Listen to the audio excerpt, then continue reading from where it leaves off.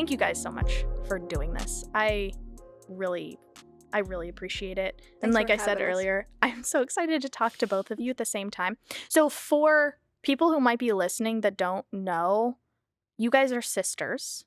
Yes. And Only because we have to be. you For years. for years. Years. And you guys both work here at the university as like, do they call it adjunct? Yes. Yeah. It's a great word. Okay. Mhm. So let's start with you, Josie. Just say a little bit about like what kind of classes you teach and like what you You what bet. do. Yeah, so I'm an adjunct for technology and comm, and I do classes with graphic design, product design, and some with filmmaking. Nice. And And- you do specifically screenwriting, Yes, which I so know much fun. because I took your screenwriting class and it was phenomenal. I feel like that's how we met. It is I how mean, we met. possibly once or twice on campus before, but Yeah, no, but that's definitely. I definitely got to know How we you met. better in screenwriting. Mm-hmm. And then you, Shelly, Oh, me. do you teach pottery. Yes. And you and that's it. No, it's great. And then so you guys teach, but you're also like, I guess by nature we could say cattle ranchers. By nature. By birth. By birth? Oh, Yeah, by birth. yes. Okay. By birth. Cattle It's ranchers, like yeah. the family company, you know? Mm-hmm. Yeah. And you do it in Washington currently, but you were in No, Oregon. That's cattle- right, the it's cattle across ranch the is in Oregon. I know you can see it from here, It's but it across is the another line. state. Yes, it's Okay. across the line. My mistake. You do it in Oregon, but you came from. North Dakota. Yeah, yeah. I want to you hear say- Josie say it. I knew you made eye contact for a reason. Yeah, we're from North Dakota. There it is. Yeah. I love when the accent comes out. Yeah, it takes a lot to say North Dakota. Like You have to think about it. I really do. consciously. My eyebrows have to fix and be like, I'm from North Dakota. And then I hear someone See, but say, then she makes it so obvious that she's trying that to I hide can't. it. Yeah, I can't just say like, where are you from? North Dakota. She's like, I'm from North Dakota. It's like I'm, It's like a you pause know, there. having trouble. So since we met in your screenwriting class, and I know how much I know personally how great of a writer you are. Oh, thank you. And then Thank you. I also know Appreciate you it. worked on a project that Shelly was heavily involved in too that we'll get into. But I kind of wanted to just talk to you first a little bit about what inspired you to start writing in the first place, specifically for film Ooh, or for TV, I guess we could say. wow. Well, in high school, I used to write plays a lot. And I don't usually You tell look like you people. didn't know that. Yeah.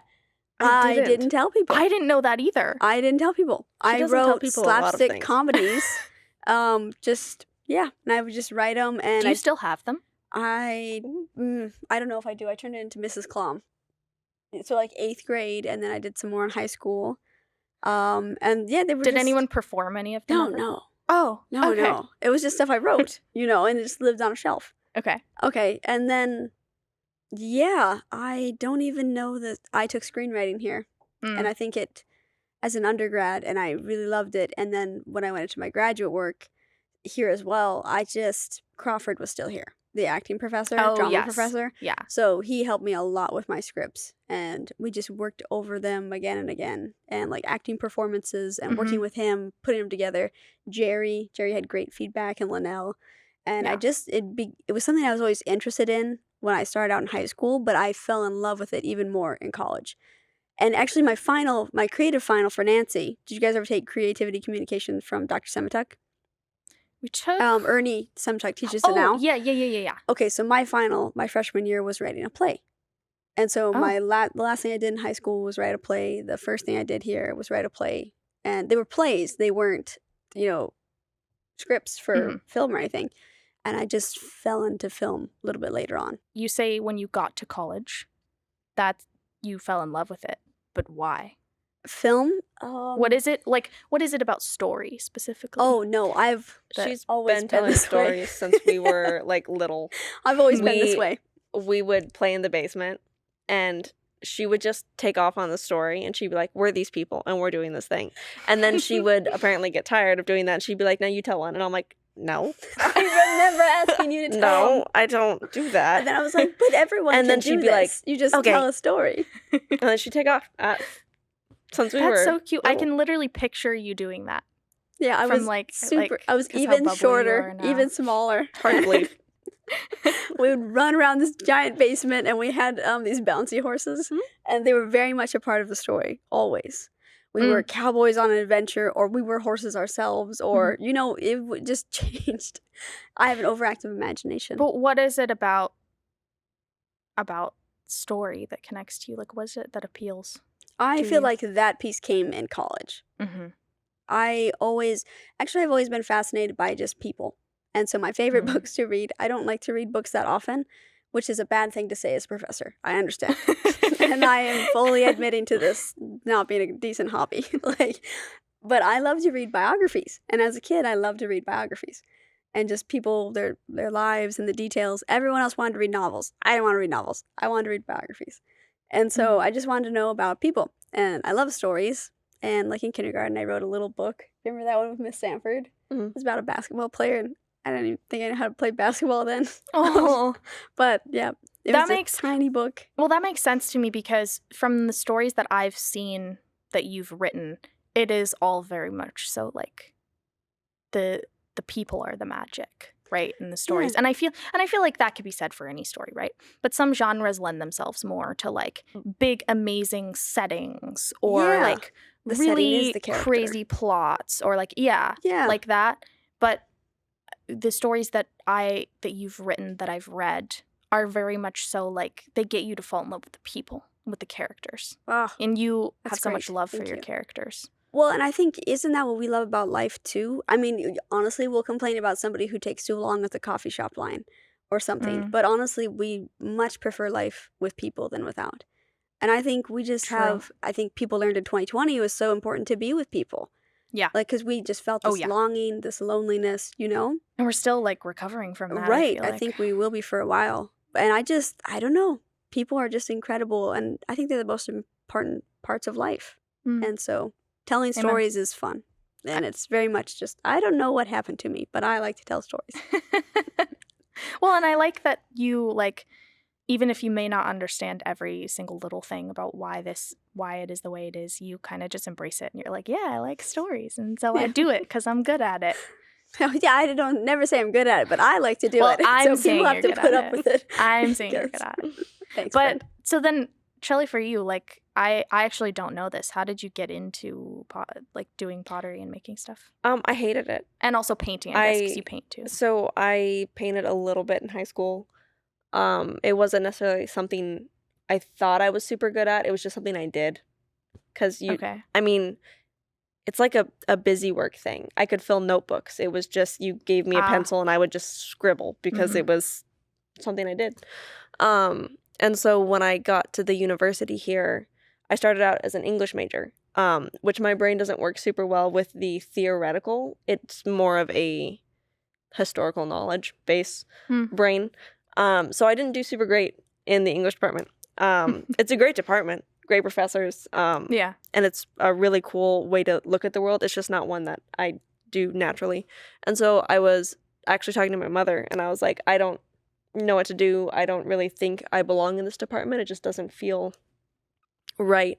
And so she asked me like, why don't you just try the art department? See what happens. You've always kind of done that.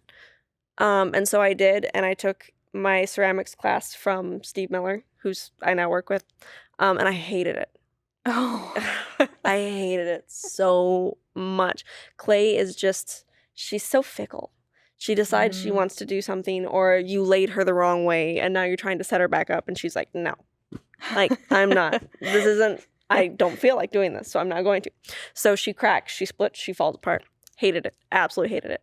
And then I got roped into being the TA for the art department. And I thought I was going to be the TA in the painting lab and the drawing lab. So cleaning things, putting things away. And then when I was talking to Matthew Pierce, who was my boss, he also told me that since I signed the contract, I was the ceramics TA. Which meant I had to work in the ceramic studio. I had to make glazes. I had to recycle clay. I had to help load the kilns. I did not want to do any of those things. Yeah. But the more I worked with it, the more I liked it. COVID happened. And so I ended up buying a wheel from the university. They had an old one. It's massive. It has a really loud motor on it, and it's an old kick wheel that has a motor rigged on it. And so I had it in a garage in a house that I was renting here. All my roommates left. They went back to where it was their families were. So it was just me in this house with a pottery wheel in the garage.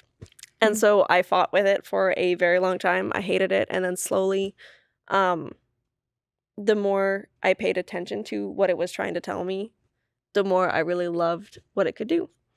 And then it just kind of, I don't know. Does clay feel like it has a soul? Yeah, it has an opinion. It's a very animated object. And right now I teach hand building, and you feel a little bit less of it when you're hand building because you cut and you paste and you construct. But when you get it on the wheel and you're trying to center it, it very much has an opinion. You'll sit there, and a lot of times you feel like maybe if I move it gently, it'll just go where I want it to. And then you realize that you really just kind of have to like sit, and you have to just make it do what you want it to do. But there's also this point where it'll tell you, no, it's done. You've stretched it too far. You've asked too much of it. And now you're done.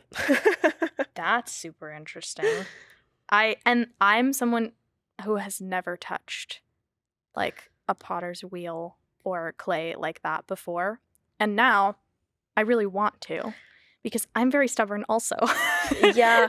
It teaches you a lot about yielding what you want.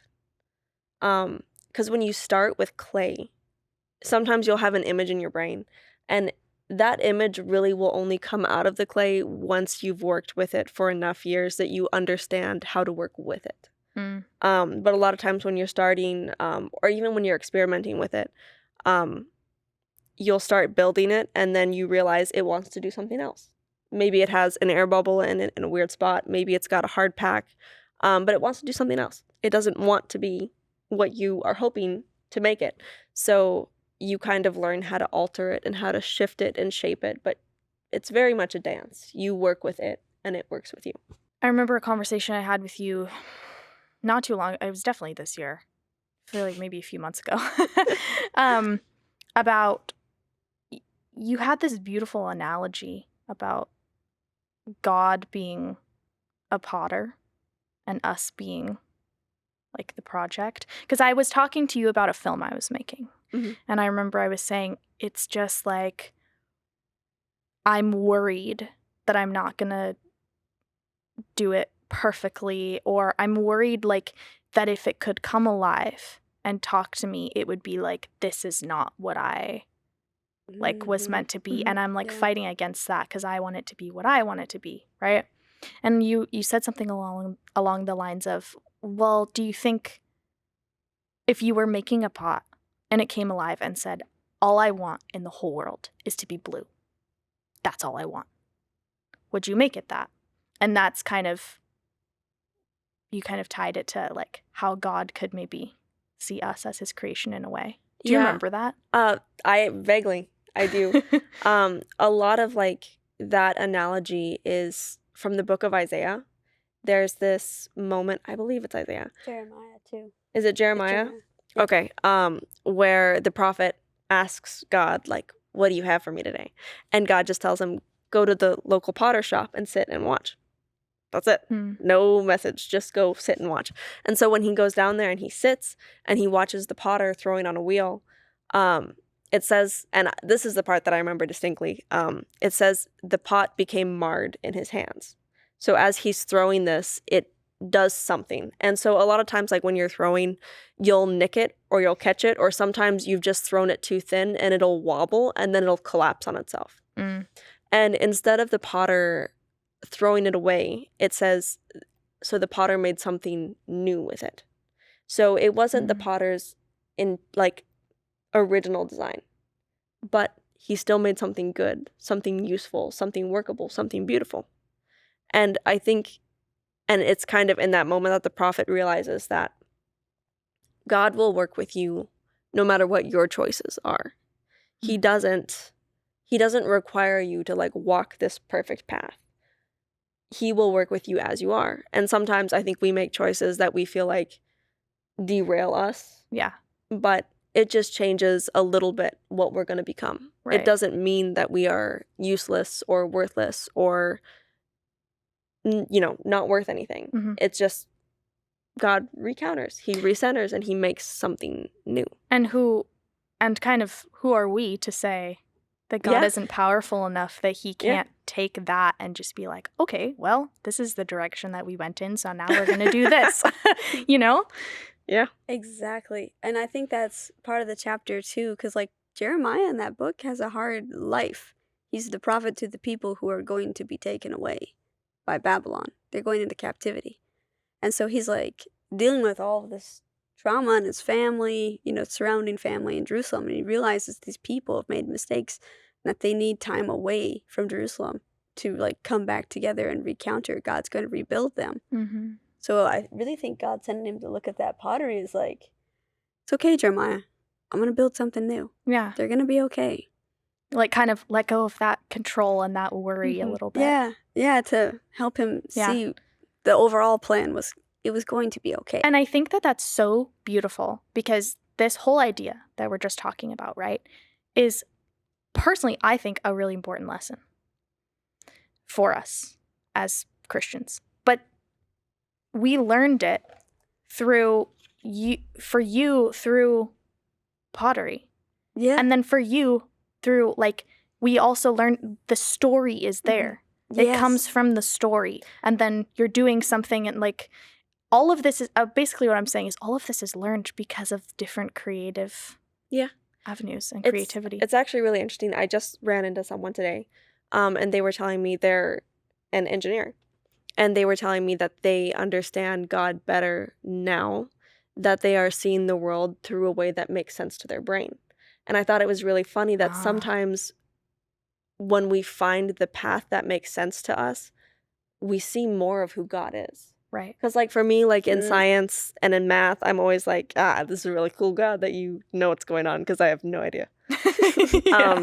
But when it comes to, like, ceramics, it's like you take on a different personality and you realize what it means to create something, and you really lean into kind of what that means about God as being a creator.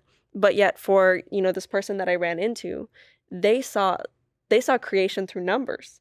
Yeah. That's how they saw the creativity of God. Right. Was in the numbers and the patterns and the ever, like, repeating and ever growing things. Mm-hmm. And I just thought that was just really wild, because I've never thought about that before. How everyone kind of sees God it's a great through their own lens. I asked my classes that because, like on this campus, we start out by, a lot of people think that if you're in a medical, degree or a theology one, that the Lord is there, and we'll tell those students that, like, God is with you. Yeah. But we don't usually tell, like, design students or art students or film students. We box them out. Yeah, which is interesting, because if you read in the Bible, like, there's somebody who builds the tabernacle in the wilderness, and it says the Holy Spirit came on him just to build the tabernacle. And, he worked with a variety of things. And then the Lord's like, go look at this potter. And there's these moments, and Jesus is a carpenter. There's places for everyone. And the first time we see God, he's creating things. And so I asked my students, because we have this discussion. It's actually a book that Professor Bergkram has us reading this quarter. He had his last group read it. We're reading it this time. I really love it. It's called Art and Fear. And I've read it. Discussion between, can you create things when you're still afraid to create? Yeah. And we look at the story in Genesis 2 about God who forms man out of dust. And I always think he's such a potter in that moment. And I was like, you just think, was he having fun? Does this sound like he's scared? And when you're reading through it, I feel like there's just no fear when he made people. Yeah. Like, he's just creating. And he just knew that it was going to be okay. Yeah. And he made us anyway. He knows all the things. Yeah. And the trouble, the pain that it would cause one day. And yet when he was making Adam, Yeah, the he act like? itself, there wasn't. How does God design? Yeah. I would love to see that. Oh, I would love that too. Yeah. I would love to be able to. But then I think we do see talk to him that. about that. Because you see these moments of people, like you say, how we work with story in film. The story arcs, the first time we meet John, who becomes one of Jesus' dear friends, and he is always this, like, titled John the Beloved. And then he writes Revelations and 1st and 2nd, 3rd John. But the first time you see him, one of the things he says is a town kicks Jesus out. And John says, let me call down fire. Mm. Like, that's a very defining moment for a person to dislike people so much that you want to get rid of the whole town. Wow. And then one of the last things he writes in, like, I think it's John 3, is little children love one another. And I'm like, that's a big change in that man. Yeah. And I feel like that vessel was becoming something for quite a while in the potter's hands. Sure. And you know how I would love to see God design things. I think through those snippets of that story, we see God designing John. Well, I think that's like a huge thing that makes stories so powerful. I mean, for me, as a Christian, I love reading the Bible and I believe in it. And I think from like a story structure perspective, the Bible is like the best story. It's so juicy. Yeah. Like it's so dramatic. But it's real life. It's really what happened. Like it's the great, and then the arc of Jesus from literally from Genesis and the fall of man to Jesus being born on earth and dying as a savior. There's so many layered arcs because there's like an arc that goes all the way through the Bible from the beginning to the end. And then there's small arcs inside. Like I'm reading 1 Samuel right now, reading about Samuel and Saul picked as king of Israel and stuff like that. Arcs within arcs. And like the different things affect one another. It's like the greatest example of a story of all time. It's incredible. It's even if you don't believe it, if you just read it as a story, read it. It's incredible. Oh, the cliffhangers that come out of Saul's life. Like his cloak being cut, then David having a piece of a cloak because he cuts it off. I mean, there's moments of tension, there's grief, there's happiness. There's so many dark nights of soul. Yeah, which for anyone listening that doesn't know is a term we use in screenwriting for that moment where the character's kind of at their lowest and it's like a turning point for them because they have a decision to make, right, about which way to go. Same thing like with like character development for John, character development in Peter, I feel like is huge. Yeah. Character development in Paul, who started out as Saul, persecuting Christians and then became one, right? Yeah, like, and he was a tent maker. He had this job designing things. Yeah. Huh. And he's out there just selling. Like in every city he went, he always tries to be able to support yourself. Yeah. And he had a job.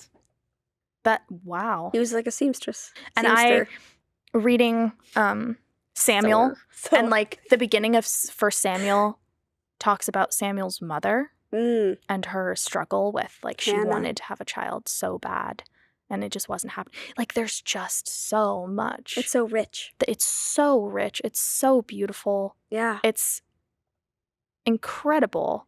And it's really so much inspiration. It's really detailed too. And there's some really dark moments. And I think that we can relate to that. But there's also some really bright moments. Yeah. Like it covers the entirety of the spectrum. Yeah. Even just in the character of Jesus, right? Yeah. Like all the way from sweating blood because we know from a biological perspective is something that happens when you're under so much stress, right? That's a lot of stress. From sweating blood to literally ascending to heaven. Like that's the entire spectrum. Yeah, that's pretty big. Right? Yeah. Death and life. It's the entire. And the moments where he's like, little kids, it's okay, you can come over. Yeah, there's moments where he's human, and there's moments where he's God, and it's just like, it's incredible. Yeah. This transitions into something I wanted to talk to you both about, really, because you both worked on the project. I don't know if we're allowed to say the name of it. Yeah, you can say it now. Okay. We're really close. Okay. So we have this project that the university's been working on called Color of Threads. Actually, by the time this podcast comes out, I think it'll be out. I was wondering. In the world. I wasn't It's coming out in April. It is. Mm-hmm. Yep. We have a screening. Yeah. So it's a period piece written by you. And then but also there's a lot of people who helped create and write. Okay, but wasn't the story originally your idea? Well, because my story was about 4 men in Boston. I remember when you... That was my story. Oh. Okay. Well, that's not what the story is anymore for anyone listening. To be fair, she had the story about 4 men in Boston. And our mother was right in the target audience of who she was going to write the script for. So she was like, Mom, would you watch a show about 4 men in Boston? And she's like, no. But I would watch a show about 4 women in Pendleton. And so Mother actually had the seed of inspiration. Okay. And then Josie took it from there. I wanted to know 2 things. First of all, what is kind of either of you, I feel like something we talk a lot about on this podcast is how do we as Christians weave spiritual themes or values that are super important to us into the stories we make or the art we create without like bludgeoning someone over the head with it. You know what I mean? I know what you mean. And I feel like also I kind of remember you talking to me at one point about like potentially experiencing pressure from like bigger companies or studios of like, hey, this is not how you should tell this story. You should go more in this direction, right? But feeling passionate about, no, we don't always have to make stories that use the word Jesus or Christian every 5 seconds to tell the stories and portray the values that we want to portray, right? So kind of, do you have any tips for that? Because like, I mean, if you like, okay, so a lot of people are like, you have to put Jesus in the script. But if you think about the overall life of Jesus, his ministry was only 3 short years, but he lived 33 years as Jesus. So I think a lot of that comes down to like, Josie always talks about social modeling, right? The things you should and shouldn't do. And like, when Jesus lived his life, he healed people, he fed people, he loved people. That was who Jesus was. Yes, he was the Son of God. Yes, you know, he was a savior, but he loved people. So I think when it comes to art, if you portray it in such a way as doing what's right just for the sake of the right thing, if people really want to know more, they'll find their way to the right sources. But you don't have to have a preacher. You don't have to, you know, I don't have to put crosses on every pot that I make. Because I think sometimes it's just the act of creation that connects you to God. And sometimes if you can make something that makes someone stop and just even feel something, that can open more doors. Well, and the act of just putting something good into the world for the sake of doing it. I heard someone the other day say something about emotions cannot be sinful, because when Jesus was on this earth, he had to go through what we went through, and he experienced every emotion, and that man didn't sin once. So it is okay to feel. Right? That is not sinful, and it's... I'm going to push that further. Nature. Oh, okay. Yeah. There is, in Zechariah, it says, the Lord rejoices over you with singing. But in Hebrew, the word rejoice means to twirl. And so that's like when you pick up someone, you're so excited to see them at the airport, you pick them up and you spin around with them. Right? It's not just that emotions are okay to have. It's that we get them from our Father. It's like you look like God when you are going through these things. You know how many times it says that he's like grieved in Scripture? Yeah. It's like 7. Or angry. Right? 7 times. Actually, it's 7 times before it ever says he is angry. The first person he's angry with is Moses. Because Moses said, by the way, I'm not going. God's like, we've been training you for 40 years, man. You are going. See, good story. This is what I'm talking about. But then God is angry because Moses said no. And I'm always like, what does God do that moment? Does he like strike down Moses because he's angry? No. He says, fine, we'll do something different. I already sent your brother. Right. You don't have to speak. He'll speak. He pivots, which is what we were talking about. But he also felt that anger. New plan. Yeah, he felt that. And he had that anger. And, But what did he do with it? Made a new plan. Yeah. Okay, people are like, I'm allowed to be angry. Sure. But you should treat it like how God does. That's creativity. Like, new plan. I'm not going to beat up people. That's not what God does. He just, new plan. That new plan is like the essence of creativity. Right? Right? Like that's all we do in our industry is pivot. Yeah. Like all we do. Which will lead into the second thing I want to say. Yeah, but I think that emotions are validated. Yeah, they come from God. If you only see characters who are protected, who are good, who are precious, I know everyone has a point in life where they feel like they're not precious, where they feel like they're broken, where they feel like they're shattered. And it might be one dark night of soul, or there might be dark nights of soul every day where you just struggle to find your way through. And if you never see that reflected in anyone else, then you spend a lot of your life thinking, I'm just broken. And I don't have the ability to heal myself. And if I can't heal myself, then I just have to hide how broken I am so no one else knows. And when we hide those things, I mean, we can't fix ourselves. Right. Because the point is not, no, you're not broken. It is, you are, but so is everyone else. Mm-hmm. Well, and the point is, you know, in the ways that I'm broken, maybe you're not. So on days when I can't do the thing, you can do the thing. Yeah. And on days when maybe you can't do the thing, I can do the thing. And I think that's what community is like no one makes it out of this life unscathed. So by writing characters that are broken, that are coming out of hard places, it gives you hope. And it gives you something to look to say, you know, I know that character might not be real, but if they can do it, if they can find a community, if they can find a way to heal, maybe I can too. Yeah. So, and those stories are so important to write. Like, I mean, I know I can think of like movies and films and TV shows and stuff in my head that have like had those moments of inspiring me in exactly that way. And they're not all like Christian what based. you would expect them to be. Yes. But I truly believe that God can work through anything. Yeah. Right? And And we he shouldn't does. limit. And he does. And he does. Well, and like if love is like light shines brightest in the darkness. And so seeing people who are broken and hurt, when love walks into that scene, like it just takes it away. You know, you're like, oh my gosh, that's what I want.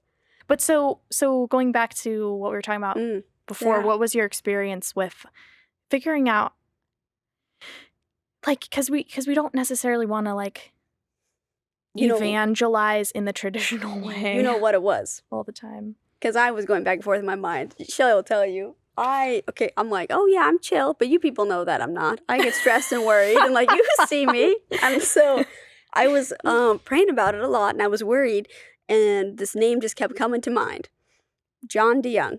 I was like, you gotta call John. And Shelly knows John because in this very room, we accidentally put him on a set right across from us over there, mic'd him up, and we're like, John, it's so good to have you here. To be fair, we hijacked him, not knowing we hijacked him. We went out into the hall. The next guest was John. We said John, and he said, Our I'm producer John. wasn't here. They were sick, and he so we came got in. You pulled someone onto set He was that supposed wasn't to supposed meet to. us in the hallway. His name was supposed to be John. It was a different John. We mic'd him up. We got him up there. He Turns was out. not. And you said, what are you going to talk about? Yeah, well, because I always kind of tried to loosen him up and figure out, you know, what was going on. I was like, what are you talking about? And he's like, human trafficking. And I was like, wow, that's not. We knew that was not the topic. That's not that it's a bad topic. It was just not our topic. We weren't prepared for that topic. And Shelly Lizzie's literally Shelly laughing is off so screen. great as a floor manager. She just takes that man. She's like, where are you supposed to be, John? Because I was like, I feel like you're not supposed to be here. Like, I feel like if you were who we were interviewing, I would have had more information on this. So Shelly gets him over to the black box where he was actually speaking that night for like an ASWU event. Oh. Yeah, it turns out he was like a keynote right speaker. next door. Yeah. Not our speaker. No. So how does he fit into the... Because, let me tell you, there's a lot there. So we ended up running into him that night. I thanked him for letting us steal him for a minute. I met his wife. Wonderful people. And they talk about how it is you rehabilitate people when they've been through something horrible. And what do those people really need? And so, anyway, I talked to him just briefly that day. The next day, I happened to run into him and his wife at Starbucks as I was going over the Color of Threads early script with one of my film friends from years ago. His name was Taylor. He's like, this is a great story. Just keep working on it. And then a couple years later, I was praying about it, and I was like, what do I do, Lord? Some of the studios want, like, a pastor presence because they want, like, overtly religious. But our target audience for the show is not people of faith. It is, what do you do when you've been through something horrible? Can you ever rebuild? Can you ever start again? Is there hope? Is restoration a thing? Yeah. And so we explore that through these 5 women. And so I was like, John, I called him. I said, hey, John, I met you years ago. Would you be willing to have a Zoom call with me? Because he lives in, like, Colorado. He's like, yeah, sure. So I said, John, this is what we're doing. So I gave him a debrief on the project. And I was like, this is what people are interested in putting in the show. But I really want to keep it for people, as Corey says, like, outside the circle of wagons of faith. The people who believe and who know about God. But, like, God came for people who know nothing about him too. Mm-hmm. You know, and I think it's our job to extend that invitation in a way that people are willing to see, more like a parable, you know? Yeah. And so John... I love parables. Right? Yeah, well, Jesus did too. Yeah. So we're supposed to be like Jesus. Yeah. So John said, he was like, you know what it is with people that we work with? He said, when we rescue somebody, when the organization does, he said, we check on them. And then he said, it's not like you say we're going to church and these things. He said instead that it was like love just comes alongside people and says, hey, what do you need? And it just walks with them in life. They're like, hey, you get off. Do you have a job? Do you have a place to stay? Do you have, you know, people in the area we can connect you with who you know, family or friends from before, who you want to be, you know, rehabilitated with? And he said it just checks on people. It just takes care of people. It's these little things. But he said love comes alongside you. So he's like, you don't need a pastor in your show. You need God as just, God is love, right? That in 1 John, of love, you just need love in your show that comes alongside people. And so today people ask me, they're like, do you have a pastor? You're going to put a pastor in? You should put a pastor in. The 3 comments we get a lot. And I'm like, good. They didn't see her. Because we have someone in the script who is love. Yeah. Just she embodying love. Yeah. And that is our representation of what God is like. Pastor. Yeah, no, she's loving, like what we are called to be. And I think like people will be so touched by that, and it's such a success story, and it's such a good example of what it means to write a story like that, where you get to the very core of not like these human constructs we've built of like what faith is, right? Like a church and a pastor and this and that. Sure. But like the very core building blocks of love and selflessness and kindness and service. There are important parts, like being in a community with believers, having a spiritual leader. Those are important people. Yeah, to be clear, there's nothing wrong with nothing wrong. Yeah. But that's not the scope of what we're doing here. Well, and I think part of like what Color of Threads does so well is, I think for some people who maybe aren't pastors, who like aren't in the healthcare system, who are outside of those boxes that we see as like really helping people, right? You know, you start to wonder, what can I do that is love? And like for me, like what's my job? Yeah. And like I think what it does is it shows you like you love people. Yeah. That's it. Like you don't have to be a pastor, you don't have to be a nurse, you don't have to save people. You can just love people. You can feed people. You can just take 20 minutes to talk to somebody who's maybe having a rough day, and that's all you have to do. Yeah, amen. That is actually the word ministry, thanks to the graduate degree here. We studied it, so shout out to Jerry and Linnell. But one of the things that they had to study was what does the word ministry mean in the New Testament? It's Greek for serving food. So he said you should minister to one another. Really? It is. I'm not even kidding. It's just feed one another. You take care. It was the role of a servant to care for somebody. You know how Jesus said we wash feet? Like you take care of the things that other people are forgetting. That was the role of believers. We were called to minister. We were called to serve one another. We were called to serve food. You don't tell people what to do with film. You tell them what to think about. It's like Marshall McLuhan's theories and stuff. But with film, if you want to show people like that we can be in a better place, we can do better together, you have to first show them not doing better. Because you want to see one of those characters take that journey, a journey that we hope you take too, and we hope we take, is that we start from a place of disunity. And then with love, we realize that we are really similar, that we're all struggling with things. Like Shelly said, there are no precious people who are not protected from all of life or who are protected from all of life. We all suffer and struggle. And instead, there's a place where we are accepted and loved.